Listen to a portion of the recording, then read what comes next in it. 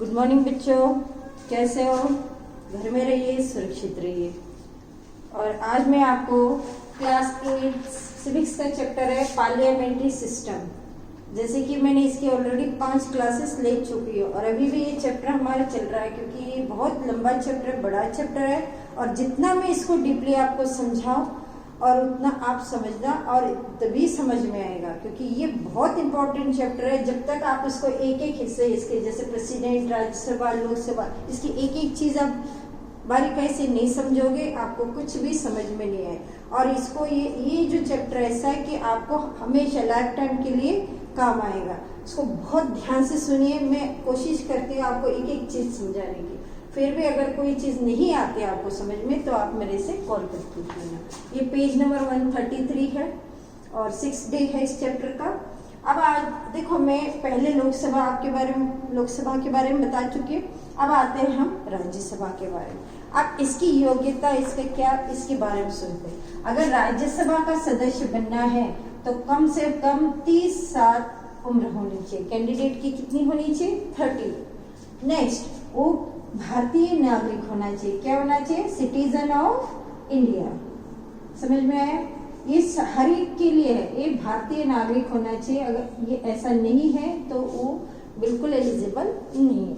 Next है कि वो कोई सरकारी नौकर नहीं होना चाहिए। अगर सपोज करो हम गवर्नमेंट टीचर है और वो चुनाव लड़ना चाहता है तो बिल्कुल नहीं। सरकार की तरफ से एक ही ऑप्शन होता है, या तो आप चुनाव के लिए खड़े हो जाओ, जो उसकी सैलरी वहां से सरकार की तरफ। अगर ऐसा होता कि सरकारी भी नौकर है और भी चुनाव भी लड़ रहा है तो उसको तो बहुत बेनिफिट होता है। तो ये उनके लिए है जो सरकारी जॉब नहीं कर रहे।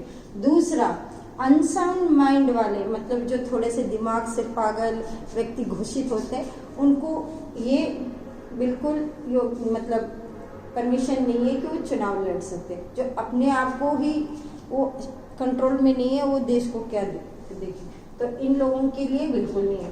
ये हो गया आपका राज्यसभा का। अब इसमें आते हैं हम लोग राज्यसभा। ये हर एक स्टेट से रिलेटेड होती है।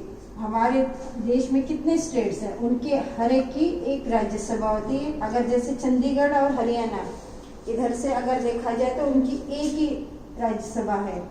ऐसे अगर बड़ा जैसे उत्तर प्रदेश है तो इसकी एक राज्यसभा है। अगर छोटे अगर स्टेट्स हैं तो 2 स्टेट्स को मिलाकर एक राज्यसभा बनाई गई है। अब आगे चलते हैं हम। इसमें देखिए, Rajya Sabha is the upper house of the parliament. इसको हम अपर हाउस भी कहा जाता है। समझ में आ रहा है? इसको हम अपर हाउस भी कहते हैं।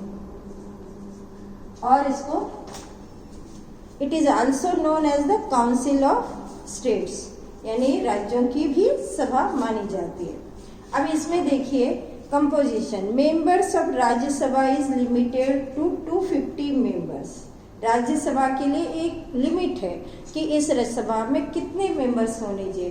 करीब 250। Out of this 238 members represent the state and the union territories and remaining 12 are chosen by President of India for their expertise in specific fields of art, literature, science and social service। देखिए इसमें दिया है जैसे कि 238 ये है राज्यसभा के members. जैसे 250 में से, कितने में से? 250 में से तो है 238 हमारे राज्यसभा के मेंबर्स है।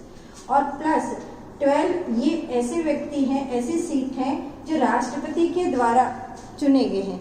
और इसमें आते हैं अलग अलग क्षेत्र के लोग। जैसे कि इसमें दिया है जो एक्सपर्ट होते हैं अपने अपने फील्ड में, जैसे कि लिटरेचर में, साहित्य कला में, साइंस विज्ञान में और सोशल सर्विसेज, मतलब सामाजिक जो सेवाएं होती उनमें जो एक्सपर्ट है, ऐसे लोगों के लिए 12 सीट रिजर्व है जो राष्ट्रपति अपने द्वारा उनको देते हैं। तो इस तरह से हमारी सीट हो गई आपकी 250। ठीक है बच्चा? और the vice president is presiding officer और चेयरमैन ऑफ द राज्यसभा। जो वाइस प्रेसिडेंट है, उपराष्ट्रपति जो होते हैं, वो इस सभा के क्या होते हैं? प्रेसिडेंट। ठीक है बेटा? तो आज के लिए ये इसी वीडियो में इतना ही मैंने बताया। अगले वीडियो में आप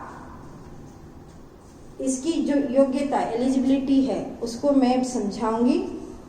जितना भी मैंने पढ़ा है इसको दोबारा से रीड करना है। जो पेज नंबर मैंने आपको बता दिया 133, इसको दोबारा रीड करो। जो समझ में नहीं आता मुझे कॉल करके आप पूछ सकते हो। ठीक है बच्चों, थैंक यू।